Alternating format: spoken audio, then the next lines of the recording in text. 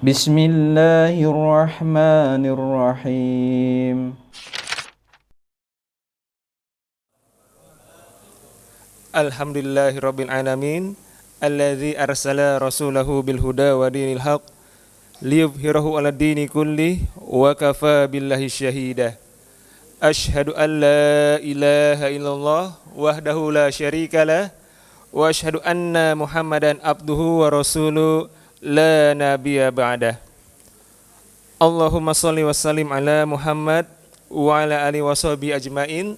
Amma ba'du.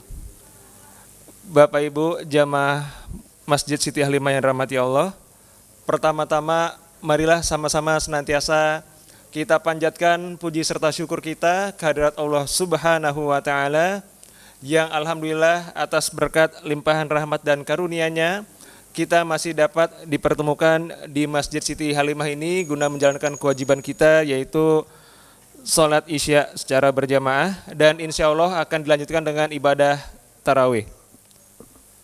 Salawat teriring salam semoga senantiasa tercurahkan kepada junjungan kita Nabi Muhammad sallallahu alaihi wasallam beserta para sahabat, keluarga dan para pengikutnya yang senantiasa menjalankan ajaran Islam hingga yaumil akhir nanti.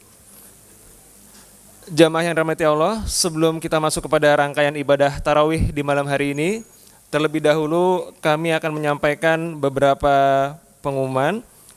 Yang pertama, yang akan menjadi penceramah sekaligus imam tarawih malam hari ini yaitu Bapak Ustadz Ari Budi, yang alhamdulillah beliau telah hadir bersama dengan kita.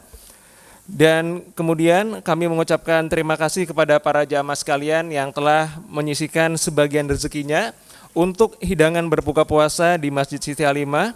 Yang pertama kepada hamba Allah, kemudian kepada Bapak Mehmet dari Jalan Irian Jaya, kemudian kepada keluarga besar Ibu Sri Budiarti Jalan Papaya 1, kemudian kepada Ibu Yani, berikutnya kepada Ibu Mahdi Jalan Blimbing 2, kemudian Ibu Yuyun dari Blimbing 9, kemudian Ibu Tuti dan Ibu Yuyun Subandi dari Jalan Kedondong Raya. Jazakumullahu khair. Semoga Allah Subhanahu wa taala memberikan balasan pahala yang berlipat ganda kepada para jamaah sekalian. Amin ya rabbal alamin. Dan yang berikutnya, kami informasikan kepada jamaah sekalian untuk Masjid Siti Halimah menerima dan menyalurkan zakat fitrah, infak dan sodako. Adapun bagi para jamaah sekalian yang ingin membayarkan zakatnya bisa melalui panitia yang dibuka ba'da sholat zuhur sampai dengan pukul 21.30 waktu Indonesia Barat.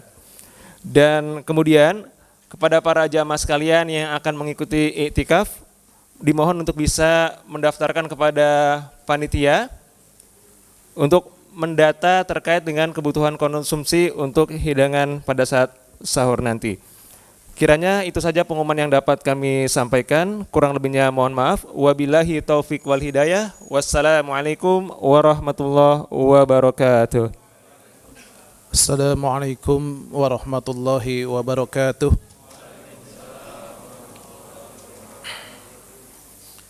Alhamdulillah hamdan katsiran tayyiban mubarakan fi kama yuhibbu rabbuna wa yarda.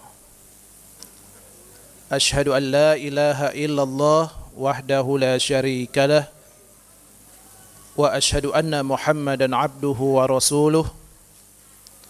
Allahumma fassalli wa sallim wa barik ala hadzal nabiyil karim Nabiyyina wa qudwatina wa habibina Muhammadin sallallahu alaihi wa ala alihi wa ashabihi wa man da'a bida'watihi ila yaumiddin, amma ba'd.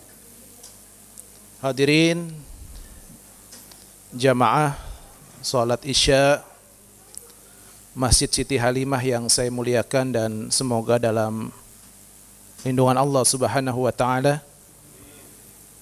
Alhamdulillah, pada malam hari yang cerah ini kita bisa berkumpul di tempat yang mulia ini dalam rangka menjalankan ketaatan kita kepada Allah Subhanahu wa taala.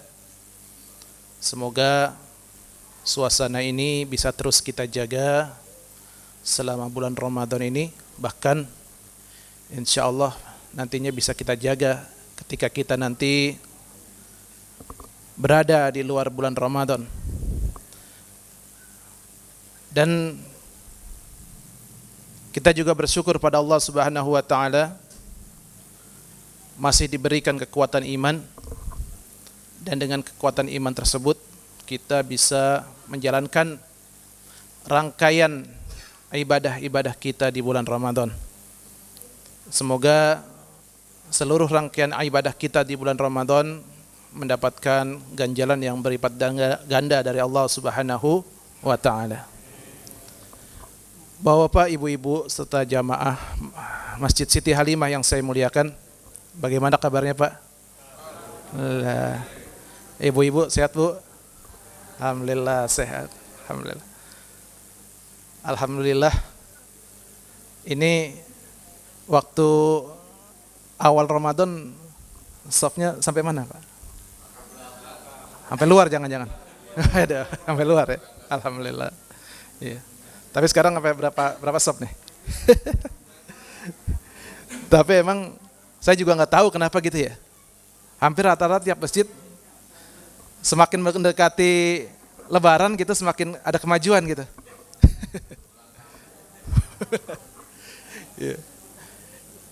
Nah ini saya juga nggak tahu kenapa ini.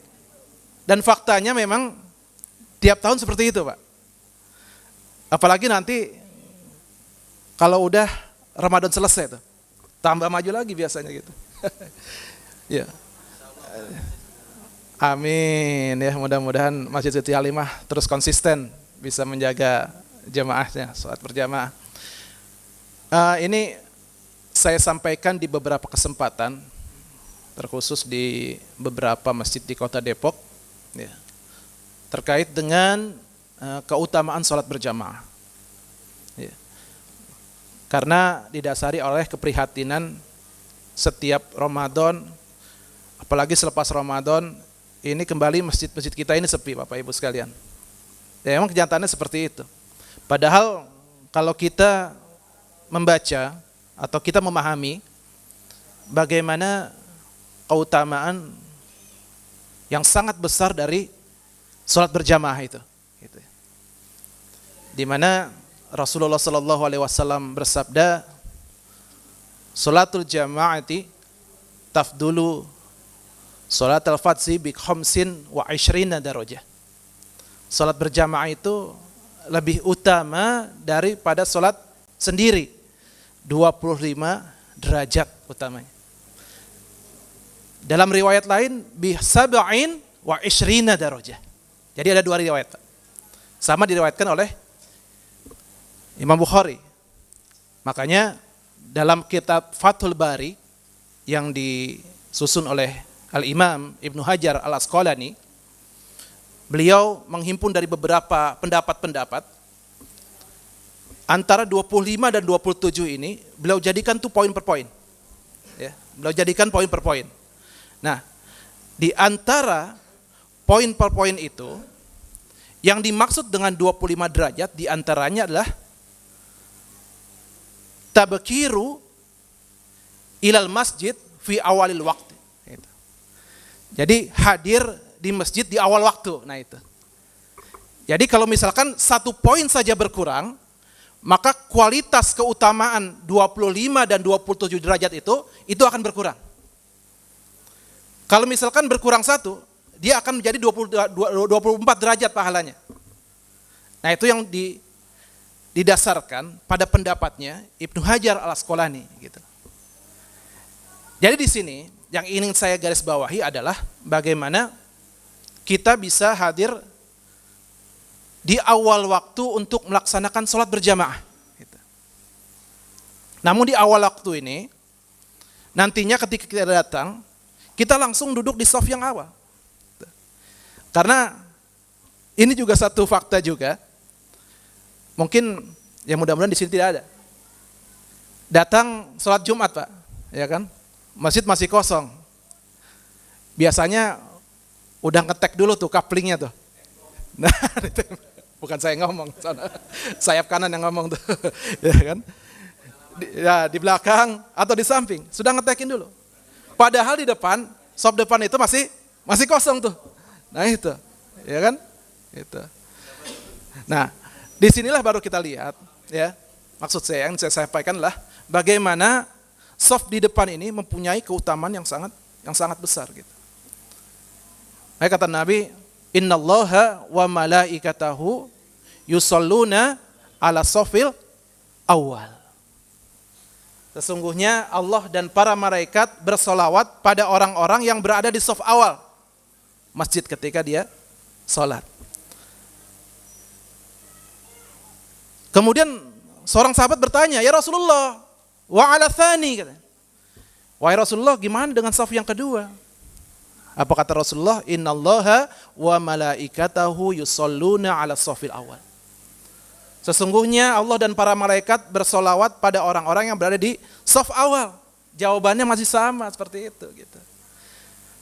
Kemudian sahabat bertanya lagi, ya Rasulullah wa ala thani, bagaimana yang kedua? Gitu. Apa kata Rasulullah? Wa ala thani. Gitu. Baru saf yang kedua mendapatkan posisi di bawahnya itu, keutamaannya seperti itu. Nah ini jadi dengan kita melihat bagaimana keutamaan mengisi saf awal, nah itu sebenarnya sudah cukup bagi kita untuk kemudian kita berlomba-lomba, ya, berjalan menuju masjid. Apalagi sejak dari tempat kita beranjak, ya, taruhlah misalkan dari rumah, kita berwudu, kita menunggu waktu sholat. Apa yang dikatakan oleh Nabi? Seorang yang menunggu waktu sholat, duduk menunggu waktu sholat, dia tidak dalam keadaan berhadas, ya, belum batal tuh wudunya. Kemudian malaikat berdoa kepadanya, Allahumma firlahu, Allahumma arhamhu. Ya Allah, ampunilah ia, ya Allah, sayangilah ia. Nah itu. Kira-kira mau nggak Bu didoain sama malaikat, Bu? Pernah lihat malaikat nggak, Bu? Belum, apalagi malaikat maut ya, Bu. Nah, itu. Ya, jadi malaikat akan mendoakan orang-orang yang berada di awal waktu sholat. Nah kemudian yang kedua adalah seorang yang berada di masjid di awal waktu sholat, dia termasuk kepada orang-orang yang dicintai oleh Allah Subhanahu wa Ta'ala. Abdullah ibnu Mas'ud berkata kepada Rasulullah, bertanya kepada Rasulullah, ya Rasulullah, ayu a'malu ahabba ilallah. Wahai Rasulullah, apakah amalan yang paling dicintai oleh Allah Subhanahu wa Ta'ala? Apa kata Rasulullah? As-salatu ala waqtiha. Salat di awal waktu. Kemudian apa lagi wahai Rasulullah? Summa birrul walidain. Kemudian yang kedua adalah berbakti kepada orang tua.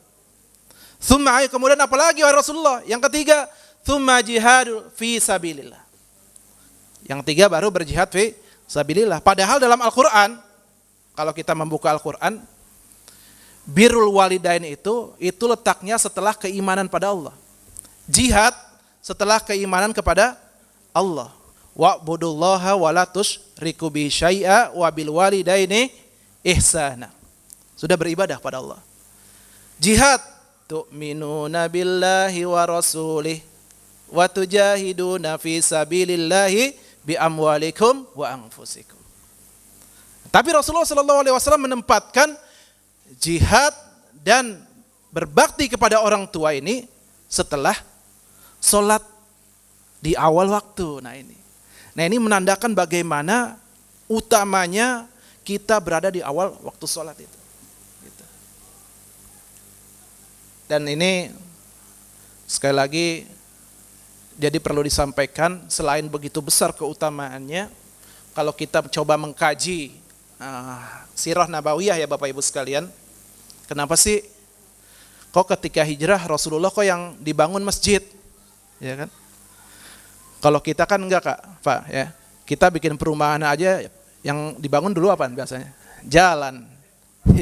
Rasulullah bangun masjid. Enggak bangun pasar. Baru setelah itu, setelah mengadakan perjanjian dengan orang-orang Yahudi dan penduduk Madinah yang lainnya, yang kita kenal dengan Piagam Madinah, baru kemudian Rasulullah ingin memperkuat perekonomian di Madinah. Terbukti apa? Ketika Abdurrahman bin Auf dipersaudarakan dengan Sa'ad bin Rabi radhiyallahu an, kata Sa'ad, "Ya Abdurrahman, aku punya 2 istri. Silakan kau pilih salah satu di mana yang kau suka." Gitu. Kira-kira kalau kita suruh milih gitu, sikap kita gimana, Pak? Ya kan, gaspol terus. Ya. Tapi Abdurrahman bin Auf katakan, "Tunjukkan aku jalan ke pasar." Nah, itu. Tunjukkan aku jalan ke pasar. Gitu. Nah, artinya memang di sini setelah membangun dasar-dasar peletakan bagaimana fungsi masjid itu sendiri, baru yang lain. Artinya apa? Bahwa peradaban suatu bangsa, salah satu tolak ukurnya adalah makmurnya masjid itu. Gitu. Ya, jadi saya katakan sekali lagi, majunya peradaban suatu bangsa ini bagaimana dilihat makmur atau tidaknya suatu masjid itu. Semakin makmur masjid, maka bangsa itu peradabannya akan semakin maju. Karena nanti otomatis kalau misalkan masjid itu sudah makmur, sudah ramai, untuk rapat mah gampang, Pak. Ya kan? Kalau sekarang kan kita itu susah ngundang orang buat rapat aja. Rapat Ramadan, bikin grup dulu. Ya kan? Udah lewat undangan lewat grup, masih ada yang nggak datang, kan gitu.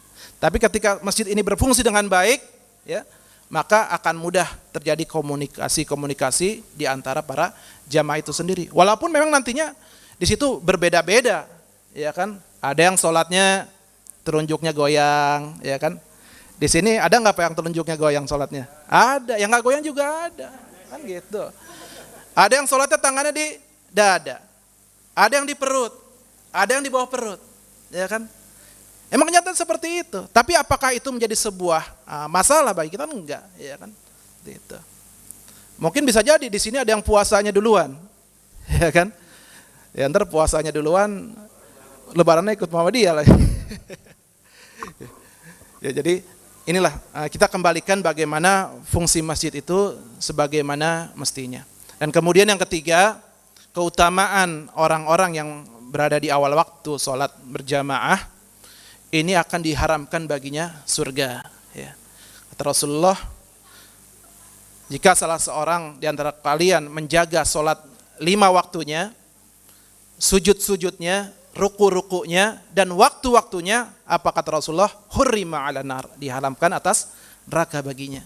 Nah ini jadi 3 keutamaan ini, insya Allah atau mudah-mudahan bisa memotivasi kita kembali untuk kita bisa selalu hadir untuk menjalankan sholat berjamaah di masjid. Apalagi kan masjid ini kalau nggak salah baru dilantik Pak ya jadi masjid ya. Ya kan? Baru dilantik jadi masjid, tadinya kan belum sholat Jumat, ya kan? Ya, belum ada yang melantik. Gitu.